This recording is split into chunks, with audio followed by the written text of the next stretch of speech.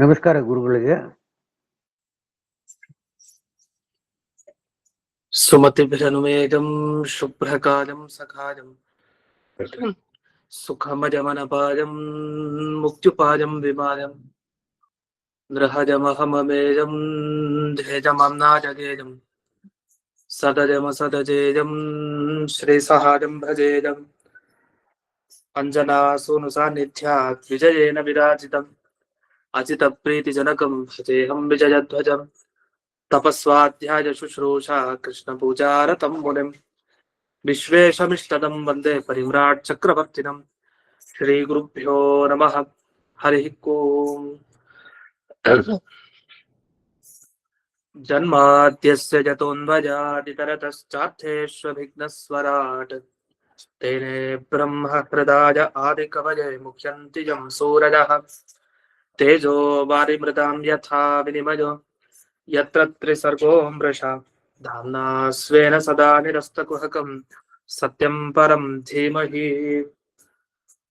ಓಂ ಸ್ವಸ್ತ್ಯಸ್ತು ಸದಾಂ ಅಶೇಷ ಸನ್ಮಂಗಲಾನಿ ಭವಂತು.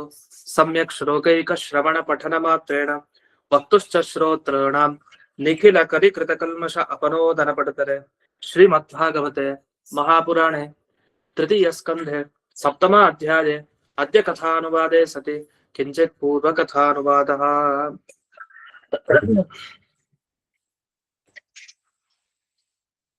ಇಲ್ಲಿವರೆಗೆ ಪರಮಾತ್ಮ ತಾನು 10, 3, 1 ಹೀಗೆ ರೂಪಗಳನ್ನ ಧರಿಸ್ತಾ ಎಲ್ಲೆಲ್ಲಿ ಹೋದ ಅಂತ ನಮ್ಗೆ ಗೊತ್ತಾಯ್ತು.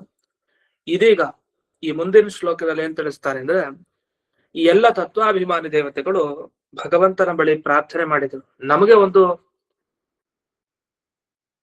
ಈ ನಿರ್ಮಾಣ ಮಾಡ್ಲಿಕ್ಕೆ ಒಂದು ಸಾಮರ್ಥ್ಯ ನಮಗ್ ಬೇಕಾಗಿದೆ. ಎಲ್ಲಾ ಕಡೆ ಒಂದೊಂದು ಮನೆ ಸೃಷ್ಟಿ ಮಾಡ್ಬೇಕು. ಯಾಕೆ? ತಾವು ಉಳ್ಕೊಳ್ಳಿಕ್ ಒಂದು, ಇನ್ನು ಕೆಲಸವನ್ನ ಮಾಡ್ಬೇಕಲ್ಲ ಎಲ್ಲಾರು ಇಳಿದುಕೊಂಡು. ಅದಕ್ಕೋಸ್ಕರ ವಾಸಸ್ಥಾನ ನಮ್ಗೆ ಯಾವ್ದಾರು ಬೇಕಾಗಿದೆ ಅದರಿಂದ ಅದನ್ನೆಲ್ಲ ಸೃಷ್ಟಿ ಮಾಡ್ಲಿಕ್ಕೆ ನಮ್ಗೆ ಶಕ್ತಿಯನ್ನ ಕೊಡು ಅಂತ ಕೇಳಿದಾಗ ಅವಾಗ ಭಗವಂತ ಒಬ್ಬೊಬ್ರಿಗೂ ಕೂಡ ಒಂದೊಂದು ಸ್ಥಾನವನ್ನ ಕೊಡ್ತಾನೆ. ಅಂದ್ರೆ ಆಯಾಯ ತತ್ವಾಭಿಮಾನಿ ದೇವತೆಗಳಿಗೆ ಒಂದ್ ಕಡೆ ನುಗ್ಲಿಕ್ಕೆ ಅವಕಾಶ ಮಾಡಿ ಇಲ್ಲಿ ಸೃಷ್ಟಿ ಮಾಡ್ಲಿಕ್ಕೆ ಅವಕಾಶವನ್ನ ದೇವರು ಕಲ್ಪಿಸ್ತಾನೆ. ಅದ್ ಹೇಗ್ ಕಲ್ಪಿಸ್ತಾನೆ ಅನ್ನೋದನ್ನ ಈ ಮುಂದಿನ ಶ್ಲೋಕದಲ್ಲಿ ವಿವರಿಸ್ಲಿಕ್ಕೆ ಪ್ರಾರಂಭ ಮಾಡ್ತಾರೆ ಅಂತ. ಇದು ಒಬ್ರು ಟಿಪ್ಪಣಿಯಲ್ಲಿ ವಿವರಣೆ ಮಾಡಿತ್ತು. ಇನ್ನೊಬ್ರು ಹೇಳ್ತಾರೆ, ಇಲ್ಲಿವರೆಗೆ ಅಧ್ಯಾತ್ಮ, ಅಧಿದೈವ, ಅಧಿಭೂತ ಅಂತ ಬಂತಲ್ಲ, ಇದರ ಬಗ್ಗೆ ವಿವರವಾಗಿ ಈಗ ಉದಾಹರಣೆ ಸಮೇತ ತಿಳಿಸ್ತಾರೆ. ಅದನ್ನ ಈಗ 10ನೇ ಶ್ಲೋಕದಿಂದ ಆರಂಭ ಮಾಡಲಾಗಿದೆ ಅಂತ. ಹೀಗೆ ಇಬ್ಬರು ಟಿಪ್ಪಣಿಕಾರರು ಈ ರೀತಿಯ ವಿವರಣೆಯನ್ನ ಕೊಟ್ಟಿದ್ದಾರೆ. ಮುಂದೆ ಹೋಗೋಣ. 10ನೇ ಶ್ಲೋಕ. ಸ್ಮರನ್ ವಿಶ್ವಸೃಜಾಮೀಶೋ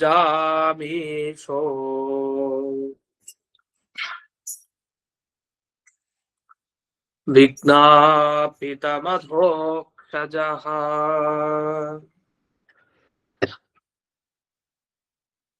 ವಿರಾಜಂ ಅತಪತ್ ಸ್ವೇನ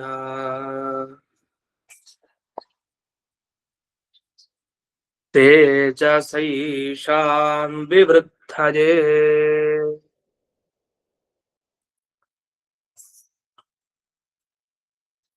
ಮೊದಲನೇ ಸ್ಥಾನ ಯಾರಿಗೆ ಕೊಟ್ಟ ಅಂತ ನೋಡ್ತಾ ಹೋಗ್ಬೇಕು. ಮುಂದೆ ಯಾರಿಗೆ ಮೊದಲನೇ ಸ್ಥಾನ, ಆಮೇಲೆ 2ನೇ ಸ್ಥಾನ ಯಾರಿಗೆ, ಅಂದ್ರೆ ಯಾವ ಯಾವ ತತ್ವಾಭಿಮಾನಿ ದೇವತೆಗಳು ಮೊದಲಿಗೆ ಬಂದ್ರು ಅದಕ್ಕೆ ಒಂದು ಕ್ರಮ ಇದೆ.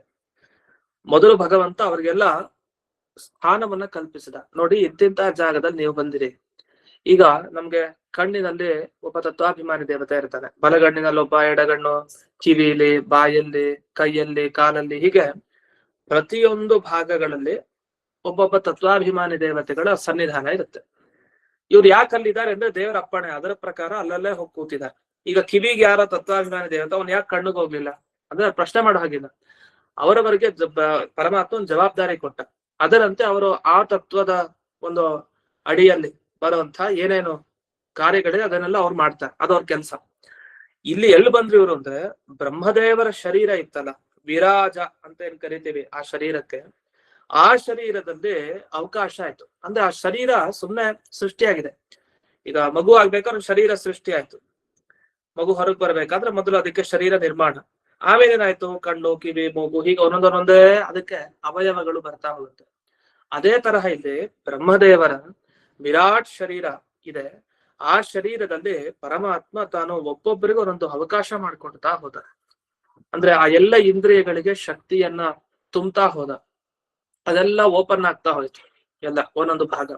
ಅದು ಯಾವ್ದು ಅಂತ ಕ್ರಮವಾಗಿ ಹೇಳ್ತಾ ಮುಂದಿನ ಶ್ಲೋಕದಿಂದ ಪ್ರಾರಂಭ ಮಾಡ್ತಾರೆ. ಅದರ ಮುಂಚೆ ಅಧೋಕ್ಷಜಃ ಈಶಃ, ಪರಮಾತ್ಮ ಎಲ್ಲಾ ಇಂದ್ರಿಯಾಭಿಮಾನಿ ದೇವತೆಗಳಿಗೆ ಅವಕಾಶ ಕೊಟ್ಟ. ಆದ್ರೆ ಆ ಇಂದ್ರಿಯಗಳಿಂದ ನಾವು ನೋಡ್ಲಿಕ್ಕಾಗಲ್ಲ, ಅಂತ ವಿಚಿತ್ರವಾದ ಶಕ್ತಿ ಒಂದು ಅಧೋಕ್ಷಜಃ ಅಂತ ಅದಕ್ಕೆ ಅವ್ರನ್ನ ಕರೆಯೋದು. ಹಿಂದೆನೂ ಅನೇಕ ಸಲ ಈ ಶಬ್ದ ಬಂದಿದೆ. ಅಧೋಕ್ಷಜಃ, ಅಕ್ಷ ಅಂದ್ರೆ ಇಂದ್ರಿಯ, ಇಂದ್ರಿಯ ಎಲ್ಲ ತಾವು ಇವನ ಬಗ್ಗೆ ಜ್ಞಾನವನ್ನ ತಂದುಕೊಡ್ಲಿಕ್ಕೆ ಸೋಲ್ತಾ ಇದೆ. ಅಧಾಹ, ಇಂದ್ರಿಯಗಳೆಲ್ಲ ಕೆಳಕ್ಕೆ, ಅಥವಾ ಇಂದ್ರಿಯದಿಂದ ಬರುವ ಜ್ಞಾನ ಭಗವಂತನಿಗೆ ಹೋಲಿಸಿದಾಗ ಕೆಳಕ್ಕೆ. ಅಂದ್ರೆ ಇಂದ್ರಿಯಗಳಿಂದ ಅವರನ್ನ ನಾವು ನೋಡ್ಲಿಕ್ಕೆ ಸಾಧ್ಯ ಇಲ್ಲ, ಅಂದ್ರೆ ಈ ಪ್ರಾಕೃತ ಇಂದ್ರಿಯಗಳಿಂದ. ಅಂತ ಅಧೋಕ್ಷಜ ಈಶ ಎಲ್ಲಾ ತತ್ವಾಭಿಮಾನಿ ದೇವತೆಗಳಿಗೆ ಅಷ್ಟೇ ಅಲ್ಲ, ಇಡೀ ಜಗತ್ತಿನಲ್ಲಿ ಯಾವುದೇ ವಸ್ತು ಇರಲಿ ಅದಕ್ಕೆಲ್ಲ ಒಡೆಯ ಈ ಭಗವಂತ. ವಿಶ್ವಸೃಜಾಂ ವಿಜ್ಞಾಪಿತಂ ಸ್ಮರನ್, ಇಡೀ ವಿಶ್ವವನ್ನ ಸೃಷ್ಟಿ ಮಾಡ್ಬೇಕು ಅಂತ ಅಂದ್ಕೊಂಡಿದ್ದ ತತ್ವಾಭಿಮಾನಿ ದೇವತೆಗಳ ವಿಜ್ಞಾಪನೆ, ಅಂದ್ರೆ ಅವರು ಪ್ರಾರ್ಥನೆ ಮಾಡಿದ್ರಲ್ಲ ನಮಗೆ ಸೃಷ್ಟಿಯನ್ನ ಮಾಡುವಂತಹ ಶಕ್ತಿಯನ್ನ ಕೊಡು ಅಂತ ಹೇಳಿ ಏನ್ ಕೇಳಿದ್ರಲ್ಲ, ಅದು ನೆನಪಾಯ್ತಂತ ದೇವರಿಗೆ. ನೆನಪಾಗಿದ್ ಕೂಡಲೇ ಇವರಿಗೆ ಒಂದೊಂದು ಜಾಗ ಕಲ್ಪನೆ ಮಾಡ್ಬೇಕು. ಅಗ್ನಿದೇವರಿಗೊಂದು, ದಿಗ್ದೇವತೆಗಳಿಗೊಂದು, ಸೂರ್ಯನಿಗೊಂದು, ಚಂದ್ರನಿಗೊಂದು, ಹೀಗೆ ಎಲ್ಲಾ ದೇವತೆಗಳಿಗೂ ಕೂಡ ಒಂದು ಆಶ್ರಯ ಸ್ಥಾನ ಎಲ್ಲಿ? ಬ್ರಹ್ಮದೇವರ ಶರೀರದಲ್ಲಿ, ವಿರಾಜ ಅನ್ನೋ ಶರೀರದಲ್ಲಿ. ಅಲ್ಲೆಲ್ಲ ಬರ್ಬೇಕು ಅಂತ ಹೇಳಿ ಭಗವಂತ ತಾನು ಮೊದಲು ಆ ಬ್ರಹ್ಮದೇವರ ಶರೀರದ ಒಳಗಡೆ ಹೋಗ್ತಾನೆ. ಅವನು ಹೋದ ಮೊದಲಿಗೆ ಮನೆಗ ಭಗವಂತ ಬಂದು ನುಗ್ಗಿದ್ರೆ ಎಲ್ಲಾ ದೇವತೆಗಳು ಬಂದು ನುಗ್ತಾರ. ಇದು ನಮಗ್ ಗೊತ್ತಿದೆ, ಯಾಕೆ ದೇವರೇ ಬಂದ್ಮೇಲೆ ಅವನ ಹಿಂದೆ ಇರುವಂತಹ ಸೇವಕರು ಎಲ್ಲರೂ ಬರ್ತಾರೆ. ಒಬ್ಬ ರಾಜ ಬರ್ತಾನೆ ಅಂದ್ರೆ ಒಂದ್ ಕಡೆ ರಾಜನ್ ಜೊತೆಗಿರೋರು ಎಲ್ಲರೂ ಬರ್ತಾರೆ. ಆ ತರ ಇಲ್ಲಿ ಭಗವಂತ ಬಂದಾಗ ಆ ಬ್ರಹ್ಮದೇವರ ಶರೀರದಲ್ಲಿ ಎಲ್ಲ ತತ್ವಾಭಿಮಾನಿ ದೇವತೆಗಳು ತಮ್ಮ ಜಾಗ ಮಾಡ್ಕೊಂಡು ಬರ್ತಾರೆ. ಆದ್ರೆ ಅವ್ರಿಗೆ ಜಾಗ ಮಾಡ್ಕೊಳ್ಳುವಂತಹ ಸ್ವಾತಂತ್ರ್ಯ ಇಲ್ಲ, ಭಗವಂತ ಕೊಡ್ತಾನೆ, ಅಲ್ಲಿ ಹೋಗಿ ನುಗ್ತಾರೆ ಅಷ್ಟೆ. ಇದನ್ನ ಸ್ವೇನ ತೇಜಸ ಅತಪತ, ತನ್ನ ಸಾಮರ್ಥ್ಯ ಭಗವಂತನ ಶಕ್ತಿ ಏನಿದೆ ಅದರಿಂದ ಎಲ್ಲರಿಗೂ ಕೂಡ ಒಂದೊಂದು ಅವಕಾಶವನ್ನ ಕೊಡ್ತಾ ಹೋದ. ಇಲ್ಲಿ ಅತಪತ್ ಅನ್ನೋದಕ್ಕೆ ಅವಕಾಶವದ ಕರೋತ್ ಅಂತ, ಅವಕಾಶವನ್ನ ಕೊಟ್ಟ ಅಂತ ಅರ್ಥವನ್ನ ಮಾಡಿದ್ದಾರೆ. ಅದೊಂದನ್ನು ಗಮನಿಸ್ಬೇಕು. ಇನ್ನು ಅಷ್ಟೇ ಅಲ್ಲ, ತತ್ವಾಭಿಮಾನಿ ದೇವತೆಗಳು ಕೇವಲ ಸೃಷ್ಟಿಯನ್ ಮಾಡ್ಲಿಕ್ಕೆ ಅಷ್ಟೇ ಅಲ್ಲ ಅವ್ರ ಪ್ರಾರ್ಥನೆ ಇರೋದು. ಅವ್ರು ಇನ್ನೊಂದು ಪ್ರಾರ್ಥನೆ ಮಾಡಿರ್ತಾರೆ. ಏನಂತ? ಏನಿಲ್ಲ, ನಮಗೆಲ್ಲ ನಿನ್ನ ಪೂಜೆಯನ್ನ ಮಾಡ್ಬೇಕು, ಎಷ್ಟೆಷ್ಟು ಪೂಜೆಯನ್ನು ಮಾಡ್ಲಿಕ್ಕೆ ಸಾಧ್ಯನೋ ಅಷ್ಟೆಲ್ಲ ನಮಗೆ ಅಪೇಕ್ಷೆ ಇದೆ.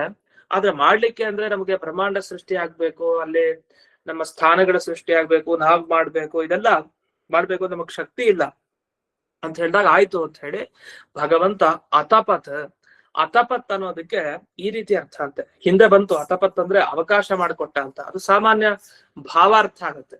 ಒಂದು ಶಬ್ದ ಬಳಸಿದಾಗ ತಾತ್ಪರ್ಯ ಅರ್ಥ, ಶಬ್ದಕ್ಕೆ ಏನರ್ಥ ಅಂತ ನೇರವಾಗಿ ಹೇಳ್ಬೇಕು. ನೀವು ತುಂಬಾ ಬುದ್ಧಿವಂತರು ಅಂತ ಹೇಳ್ತಾ ಇರ್ತಾರೆ ಕೆಲವರು. ನೀವು ತುಂಬಾ ಬುದ್ಧಿವಂತರು ಅಂದ್ರೆ ಅರ್ಥ, ಅಲ್ಲಿ ಆ ಶಬ್ದಗಳಿಗೆ ಅರ್ಥ ಇಲ್ಲ. ಅಲ್ಲಿ ತುಂಬಾ ಬುದ್ಧಿವಂತರು ಅಂದ್ರೆ ಒಂದ್ ಸ್ವಲ್ಪ ಹೀಯಾಳಿಸ್ತಾ ಇದಾರೆ, ಆಡ್ಕೊಳ್ತಾ ಇದಾರೆ ಅಂತ ಅರ್ಥ. ಆದ್ರೆ ಆ ಶಬ್ದ ನೋಡಿದಾಗ ಒಂದ್ ಅರ್ಥ ಗೊತ್ತಾಗುತ್ತೆ. ವಸ್ತುತಃ ಶಬ್ದಕ್ಕೆ ಅಲ್ಲಿ ತಾತ್ಪರ್ಯನೇ ಇಲ್ಲ. ಅವ್ನು ಹೇಳೋವನಿಗೆ ಆಡ್ಕೊಳ್ಳೋ ತಾತ್ಪರ್ಯ ಇದೆ, ಅವನೆಲ್ಲ ಪೆದ್ದ ಅಂತ. ಈ ತರ ಇದೆ. ಅತಪತ್ ಅಂದ್ರೆ ಭಾವಾರ್ಥ ಬೇರೆ, ಅವಕಾಶ ಮಾಡ್ಕೊಟ್ಟ ಅಂತ ಅರ್ಥ. ಆದ್ರೆ ಶಬ್ದಕ್ಕೆ ಅರ್ಥ ನೋಡಿದಾಗ ಏನರ್ಥ ಅಂದ್ರೆ ಏವಂ ಕರ್ತವ್ಯಂ ಇತಿ ಆಲೋಚಿತವಾನ್, ಆಲೋಚನೆ ಅಂತ ಅರ್ಥ. ತಪ ಅನ್ನೋ ಶಬ್ದಕ್ಕೆ ತಪ ಆಲೋಚನೆ ಅಂತ ಹೇಳಿದ್ದಾರೆ. ಈಗೆಲ್ಲ ಉಪನಿಷತ್ತುಗಳಲ್ಲಿ ಮಾತು ಬರುತ್ತೆ, ಸತಪೋ ತಪ್ಯತ, ಸತಪಸ್ತಪ್ತ್ವಾ, ತಪಃ ತಪಃ ತಪಃ. ಏನೇ ತಪಸ್ಸು ಅಂದ್ರೆ, ಹಿಂದೆನೂ ಬ್ರಹ್ಮದೇವರು ಮಾಡಿದ್ರು ಅಂತ ಬಂತು. ತಪಸ್ಸು ಅಂದ್ರೆ ಆಲೋಚನೆ ಅಂತ ಅರ್ಥ. ಈ ಆಲೋಚನೆ ಅಂತಂದ್ರೇನು? ನಾವ್ ಅನ್ಕೊಳ್ತೀವಲ್ಲ, ನಾನು ಇವತ್ತಿನ ದಿವಸ ಇಷ್ಟಿಷ್ಟು ಕೆಲಸ ಮಾಡ್ಬೇಕು ಅಂತ ಮೊದಲೇ ಒಂದು ಮನಸ್ಸಿನಲ್ಲಿ ಆಲೋಚನೆ ಬರುತ್ತಲ್ಲ, ಅದ್ರ ಬಗ್ಗೆ ಹೇಳ್ತಾ ಇದ್ದಾರೆ. ಈ ರೀತಿ ಮಾಡ್ಬೇಕು ಅಂತ ಹೇಳಿ ಭಗವಂತ ಆಲೋಚನೆ ಮಾಡಿದ್ದಂತೆ. ಏನು? ಬ್ರಹ್ಮದೇವರ ಶರೀರದಲ್ಲಿ ಅಗ್ನಿಗೆ ಈ ಸ್ಥಾನ, ದಿಗ್ದೇವತೆಗಳಿಗೆ ಈ ಸ್ಥಾನ ಅಂತ ಹೇಳಿ ಯೋಚನೆ ಮಾಡ್ತಾರೆ. ಹಾಗಾದ್ರೆ ಎಲ್ಲ ಅಜ್ಞಾದಿ ದೇವತೆಗಳಿಗೆ ಒಂದು ಶಕ್ತಿ ಬಂತು, ಒಂದೊಂದು ಜಾಗ ಸಿಗ್ತಾನೆ, ಅಷ್ಟ್ ಸಾಕು ಅವ್ರವ್ರ ವ್ಯಾಪಾರ ಮಾಡ್ಕೊಳ್ಲಿಕ್ಕೆ.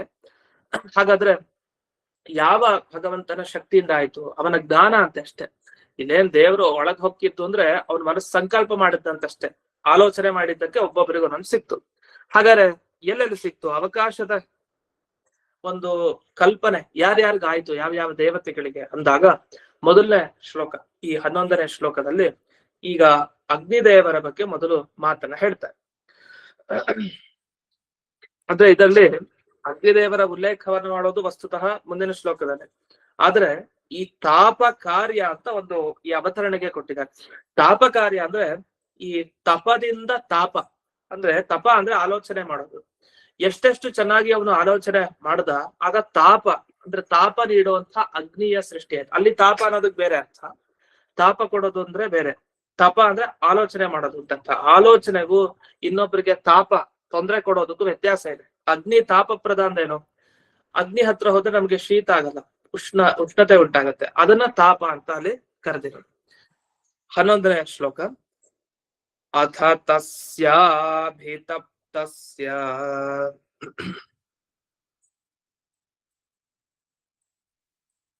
ಕತಿ ಚಾಯತನಾನಿ ಚ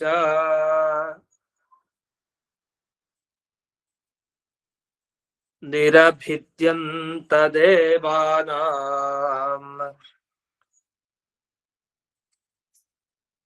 ತಾನಿ ಮೇ ಗದತ ಶೃಣು.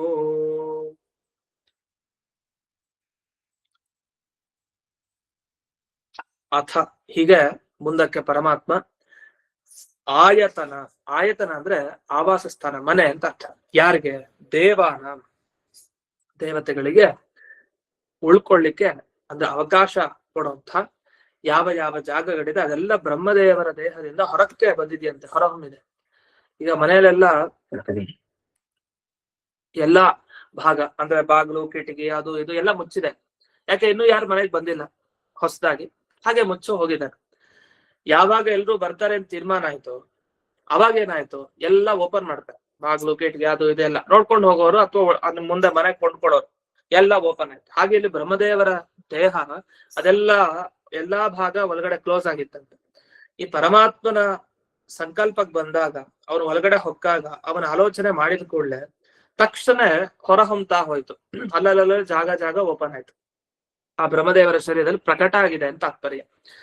ಆ ಪ್ರಕಟ ಆಗೋ ವಿಷಯವನ್ನ ಎಲ್ಲಿ ಹೇಳಿದ್ದಾರೆ ಅಂದ್ರೆ, ಇದು ಬಹಳ ಪ್ರಸಿದ್ಧ. ಐತರೇಯೋಪನಿಷತ್ತಿನಲ್ಲೆಲ್ಲ ಇದರ ಬಗ್ಗೆ ವಿವರಣೆ ಇದೆ.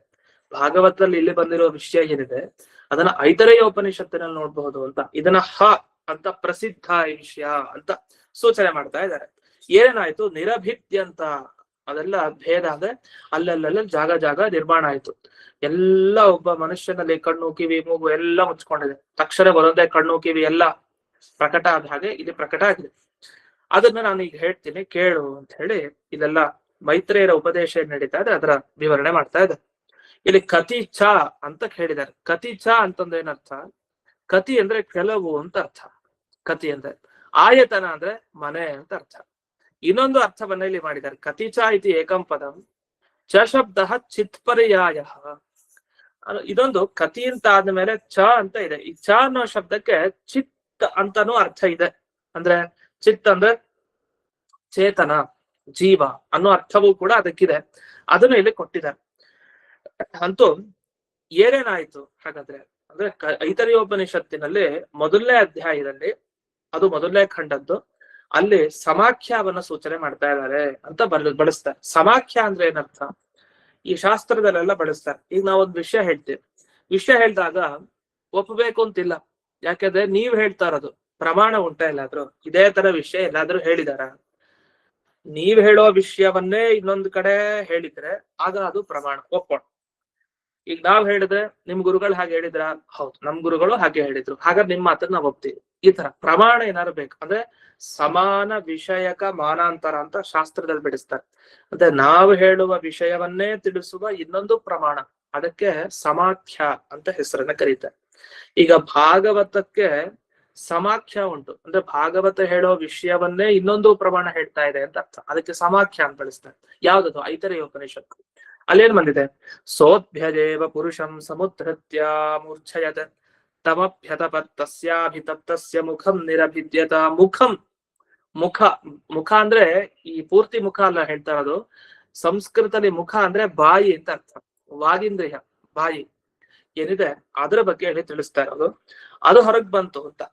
ಓಹೋ, ಹಾಗಾದ್ರೆ ಮೊದಲನೇದಾಗಿ ಬಂದಿದ್ದು ವಾಗೀಂದ್ರಿಯ ಓಪನ್ ಆಯ್ತು, ಮೊದಲು ಬಾಯಿ. ಸ ಈಕ್ಷತೇವೇನು ಲೋಕಾಹ ಲೋಕಪಾಲನ್ನು ಸೃಜಾಯಿತಿ. ಅವನು ಸಂಕಲ್ಪ ಮಾಡಿದ್ದಂತೆ, ಆಲೋಚನೆ ಮಾಡಿದ, ನಾನು ಲೋಕಪಾಲಕರನ್ನೆಲ್ಲ ಸೃಷ್ಟಿ ಮಾಡ್ತೀನಿ ಅಂತ. ಆಗ್ಲೇ ಆ ನೀನಲ್ಲಿದ್ದ ಆ ಪುರುಷ ಹೊರಗ್ ಬಂದು ಎಲ್ಲರನ್ನು ಸೃಷ್ಟಿ ಮಾಡ್ದ ಸಂಕಲ್ಪ ಮಾಡಿ ಅಂತ. ಯಥಾ ಅಂಡಂ ಮುಖಾತ್ ವಾಕ್ ವಾಚೋ ಅಗ್ನಿರ್ನಾಸಿಕೆ ಅಂತ ಹೇಳಿ ಒಂದೊಂದೇ ಇದು ನಿರೂಪಣೆಯನ್ನ ಮಾಡ್ತಾ ಹೋಗ್ತಾರೆ, ಯಾವ್ದ್ಯಾವ್ದ್ರಿಂದ ಯಾವ್ದ್ಯಾವ್ದು ಬಂತು ಅಂತ. ಅಲ್ಲಿ ಮೊದಲಿಗೆ ಈ ಐತರೇಯೋಪನಿಷತ್ತಿನ ಮಾತಿನಲ್ಲಿ ಮುಖಾತ್ ವಾಕ್ ವಾಚಃ ಅಗ್ನಿ ನಾಸಿಕ, ಆಮೇಲೆ ಪ್ರಾಣ ವಾಯು ಅಕ್ಷಿ ಕಿವಿ ಶ್ರೋತ್ರ ತ್ವಕ್ ಲೋಮ ಓಷಧಿ ವನಸ್ಪತಿ ಹೃದಯ ಮನಸ್ಸು, ಈ ರೀತಿ ಅಪಾನ, ಆಮೇಲೆ ಶಿಷ್ಣ ರೇತ ಅಂತ ಹೀಗೆಲ್ಲ ಹೇಳ್ತಾ ಹೋಗ್ತಾರೆ. ಆ ವಾಕ್ಯ ಅಲ್ಲೇ ಕೊಟ್ಟಿದ್ದಾರೆ, ನೀವು ಗಮನಿಸ್ಬೋದು PDF ನಲ್ಲಿ. ಈ ವಿವರಣೆ ಏನಿದೆಯಲ್ಲ, ಈ ವಿವರಣೆ ನಮಗೆ ಮುಂದೆ ಬರತ್ತೀಗ. ಐತರೇಯೋಪನಿಷತ್ತಿನಲ್ಲಿ ಅಲ್ಲಿ ಎಲ್ಲಿದೆ ಅನ್ನೋದಕ್ಕೋಸ್ಕರ ಈ ವಾಕ್ಯವನ್ನ ಕೊಟ್ಟಿದ್ದಾರೆ, ಇಲ್ಲಿ ಅದನ್ನ ನೋಡ್ಬಹುದು. ಇದಾಗಿ ಇವ್ರು ಹೇಳಲಿಕ್ಕೆ ಪ್ರಾರಂಭ ಮಾಡಿದ್ದಾರೆ. ಏನ್ ಹೇಳ್ತಾರೆ ಅನ್ನೋದು ನೋಡೋಣ.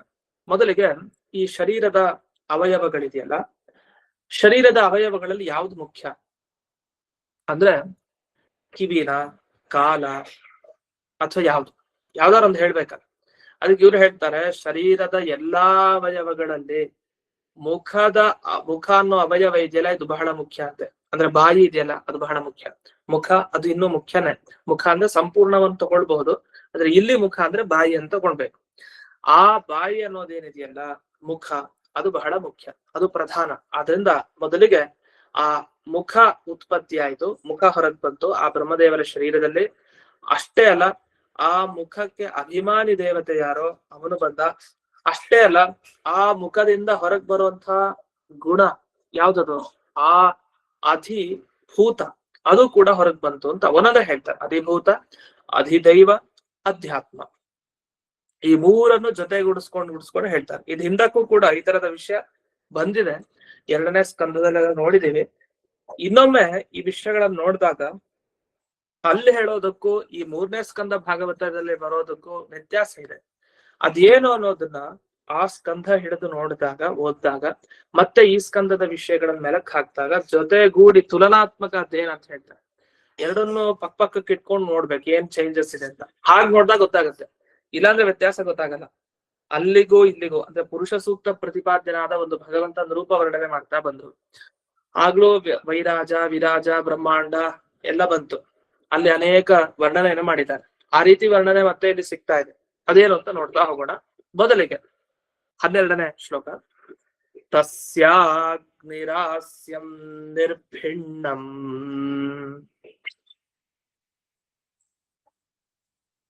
ಲೋಕಪಾಲೋ ವಿಷತ್ಪದಂ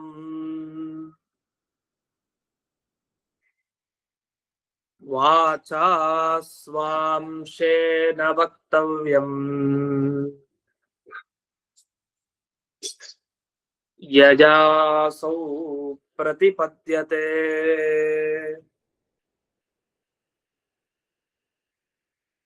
ಭಗವಂತನಿಗೆ ಮಾತನಾಡಿಸ್ಬೇಕು ಅಂತ ಇಚ್ಛೆ ಬರ್ತಂತೆ ಒಬ್ಬ ವ್ಯಕ್ತಿ ಕೈ. ಅದಕ್ಕೆ ಆ ಬ್ರಹ್ಮದೇವರ ಶರೀರ, ವಿರಾಜ ಶರೀರ ಏನಿದೆ, ಆ ವಿರಾಟ್ ಶರೀರ, ಆ ಶರೀರದ ಒಳಗಡೆ ಆ ಮುಖ ಭಾಗದಲ್ಲಿ ಆ ಪ್ರದೇಶ ಓಪನ್ ಆಯ್ತಂತೆ. ನಿರ್ಭಿಣ್ಣ, ಹೊರಗೆ ಮುಖ ಆಯ್ತು, ಹೊರ ಮುಖಕ್ಕೆ ಬಂತು. ಕಿಟಕಿ ಓಪನ್ ಆಗೋ ತರ ಓಪನ್ ಆಯ್ತು.